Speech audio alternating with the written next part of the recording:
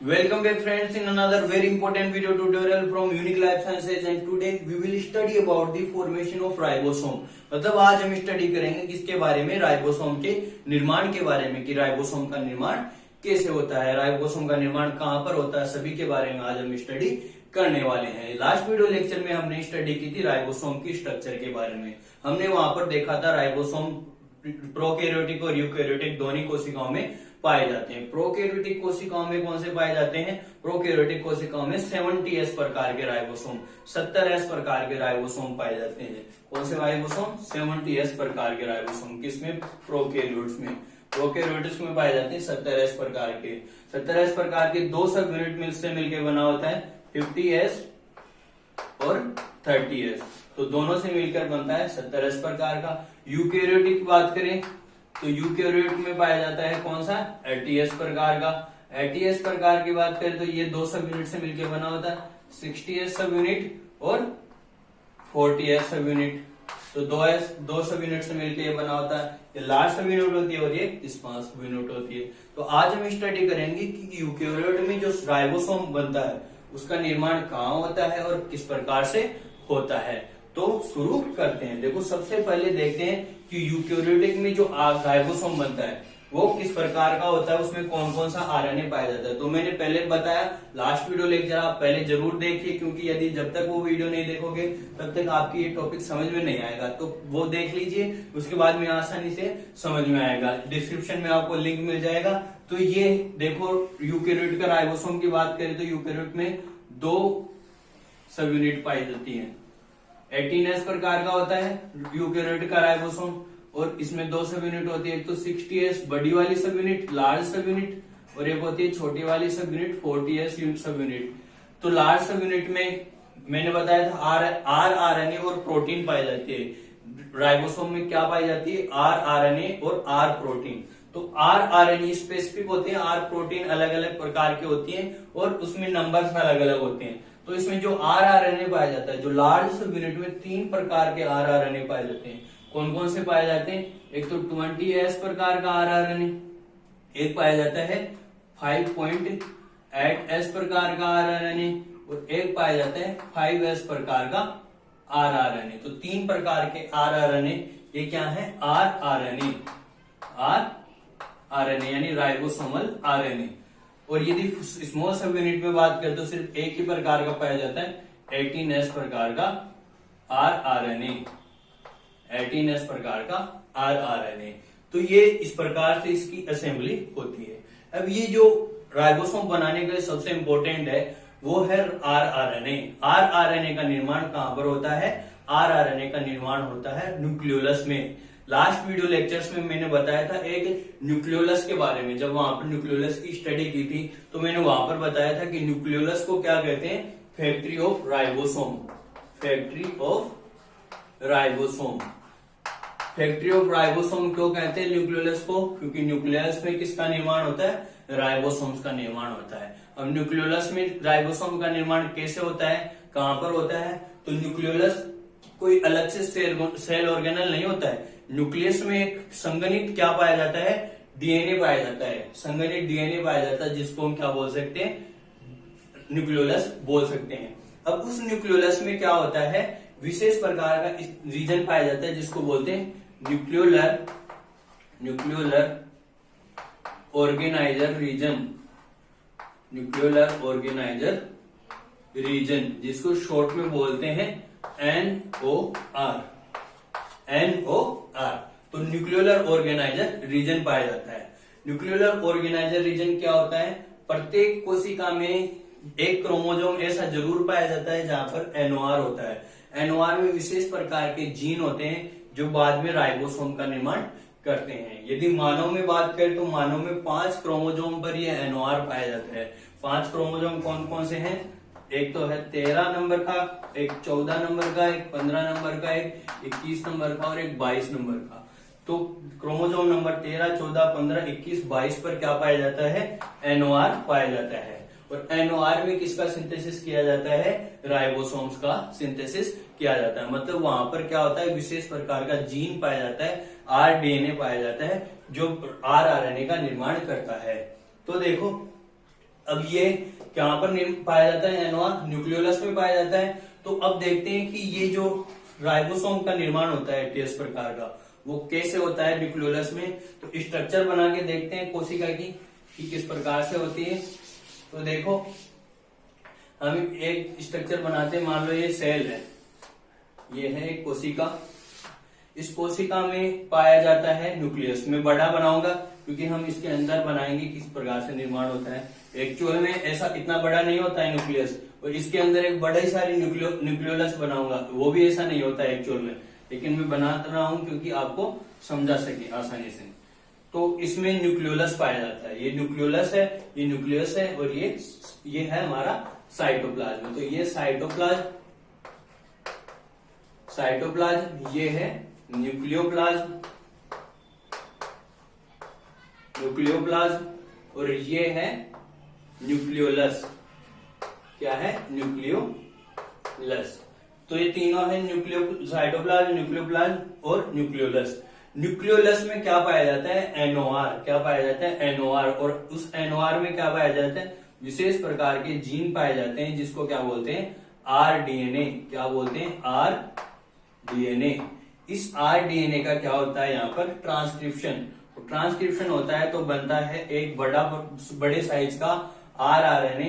उसकी साइज होती है 45S प्रकार का rRNA बनता है, जो कैसा होता है? इमेच्योर होता है, यानी अपरिपक्व होता है। अब ये मैच्योर होगा तो ये स्प्लिट होता है।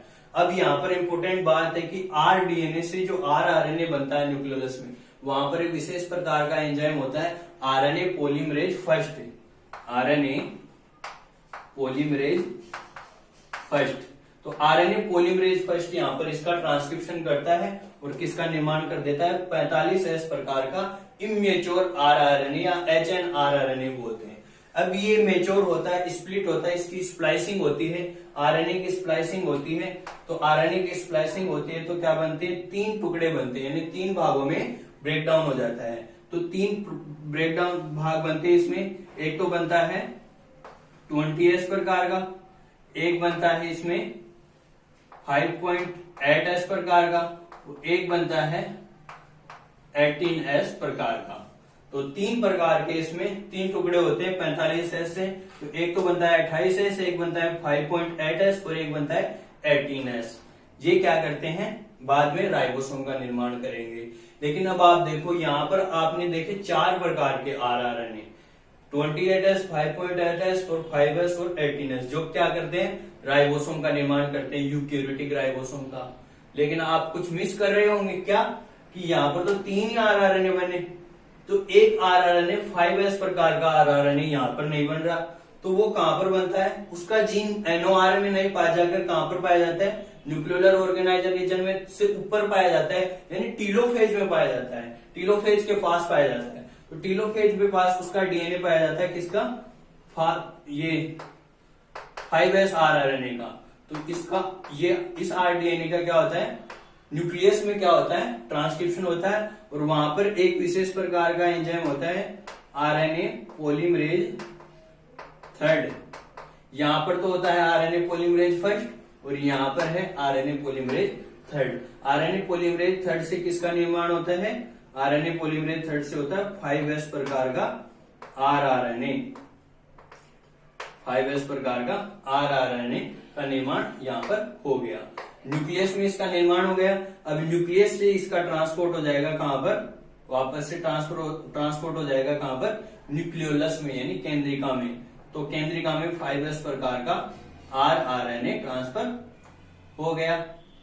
5S प्रकार का rRNA कहां से आया? न्यूक्लियस में इसका निर्माण हुआ। इनका निर्माण तो न्यूक्लियोलस में हो गया था, और इसका निर्माण हुआ था न्यूक्लियस में। अब नेक्स्ट बात करें कि ये rRNA तो बन गए, लेकिन मैंने ऐसे बताया था कि प्रोटीन भी बनती है।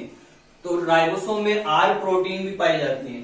वो R प्रोटीन का निर्माण कहां पर होगा? क्योंकि भी प्रोटीन का निर्माण न्यूक्लियस में या न्यूक्लियोलस में नहीं हो पाता है, उसका निर्माण हमेशा साइटोप्लाज्म में होता है। साइटोप्लाज्म में क्या होता है? mRNA पाया जाता है। mRNA पर राइबोसोम पाई जाती है। राइबोसोम क्या करते रहते हैं? प्रोटीन का निर्माण करते रहते हैं। तो वहां पर क्या बनती है? R प्रोटीन बनती है। ये बन गई R प्रोटीन। अब आर प्रोटीन का ट्रांसफर कहां पर होता है? न्यूक्लियस में। फिर न्यूक्लियस से कहां पर होता है? न्यूक्लियोलस में। ये आ गई क्या? R protein. ये आ गई है आर प्रोटीन। कहां से बनकर आई? साइटोप्लाज्म में। तो ये आर प्रोटीन क्या करती है? ये आर प्रोटीन आ गई। अब ये आर प्रोटीन आर आरएनए के साथ मिलकर किसका निर्माण कर लेंगी? राइबोसोम का। राइबोसोम क्या है? डायरेक्ट आप बोल सकते हो राइबो न्यूक्लियो प्रोटीन है। आरएनए और प्रोटीन पाई जाती है, आर आरएनए और आर प्रोटीन पाई जाती है। तो कुछ आर प्रोटीन से ये 3 प्रकार के आर आरएनए, 3 प्रकार के आर आरएनए कौन कौन से? एक तो 28S, 5.8S और 5S, और साथ में कुछ आर प्रोटीन मिलकर किसका निर्माण कर लेगी? ये मान लो ये है, ये मिलकर किसका निर्माण कर लेंगी? लार्ज सब यूनिट का। यानी कौन सी सब यूनिट का? लार्ज सब यूनिट मतलब 60S सब यूनिट। और ये आरएनए है 18S यानी 18S आर आरएनए, और प्रोटीन मिलकर किसका निर्माण कर लेगी? स्मॉल सब यूनिट का। स्मॉल सब यूनिट कौन सी है? 40S का निर्माण कर लेगी। तो ये लार्ज सब यूनिट बन गई और स्मॉल सब यूनिट बन गई। अब ये सब यूनिट कहां पर ट्रांसफर कर दी जाती है? वापस से साइटोप्लाज्म में ट्रांसफर कर दी जाती है। और साइटोप्लाज्म में जब तक ये अलग अलग ही रहेंगी, देखो कभी भी दोनों यूनिट ऐसे नॉर्मली नहीं जुड़ी रहती है। कब जुड़ती है? जब आर आरएनए यहाँ पर, सॉरी एम आरएनए यहाँ पर प्रेजेंट होता है, जब इसको ट्रांसलेशन करना होता है, यानी प्रोटीन सिंथेसिस करना होता है। तो प्रोटीन सिंथेसिस करना होता है तो ये एमआरएनए पर आकर जुड़ जाती हैं दोनों सब यूनिट और प्रोटीन का सिंथेसिस करती हैं। तो तब तक तो ये फ्री रहेंगी साइटोप्लाज्म में, लेकिन जैसे ही कोई एमआरएनए आता है तो एमआरएनए आता है तो क्या हो जाता है? दोनों उसके ऊपर और नीचे दोनों साइड में आकर जुड़ जाती है एमआरएनए, और उसकी रीडिंग करती है, वो प्रोटीन का सिंथेसिस करती है। तो इस प्रकार से होता है किसका? राइबोसोम का निर्माण। तो आई होप ये वीडियो लेक्चर आपको अच्छी तरह समझ में आ गया कि इसमें फॉर्मेशन कैसे होता है राइबोसोम का। मैंने बताया राइबोसोम का फॉर्मेशन किसमें होता है? न्यूक्लियोलस में। न्यूक्लियोलस में क्या पाया जाता है? NOR, जिसमें पाया जाता है RDNA। RDNA का RNA पॉलीमरेज फर्स्ट के द्वारा ट्रांसक्रिप्शन किया जाता है, फिर उसको ट्रांसफर कर, उससे बनता है 45S प्रकार का RNA, उससे उसका स्प्लाइसिंग होती है तो 3 टुकड़े बनते हैं, 28S, 5.8S और 18S, और 5S प्रकार का RNA का निर्माण होता है न्यूक्लियस में। अब ये 3 यूनिट मिलकर बना लेती है आर प्रोटीन के साथ लार्ज सब यूनिट, और ये अकेला आर आरएनए प्रोटीन के साथ मिलकर बना लेता है 40S सब यूनिट यानी स्मॉल सब यूनिट का निर्माण कर लेता है, और ये दोनों वापस से साइटोप्लाज्म में ट्रांसफर कर दी जाती हैं। तो इस प्रकार से निर्माण होता है किसका? राइबोसोम्स का। तो आई होप ये वीडियो लेक्चर अच्छी तरह से समझ में आ गया। अभी भी कोई डाउट है आपके तो आप कमेंट करके पूछ सकते हैं। यदि आपको वीडियो अच्छा लगा तो वीडियो को लाइक कीजिए, और यदि चैनल पर नए हैं तो चैनल को सब्सक्राइब कीजिए, अपने दोस्तों के साथ ज्यादा से ज्यादा शेयर कीजिए। तो मिलते हैं इसी प्रकार के नेक्स्ट वीडियो लेक्चर में, तब तक के लिए धन्यवाद। जय हिंद, जय भारत।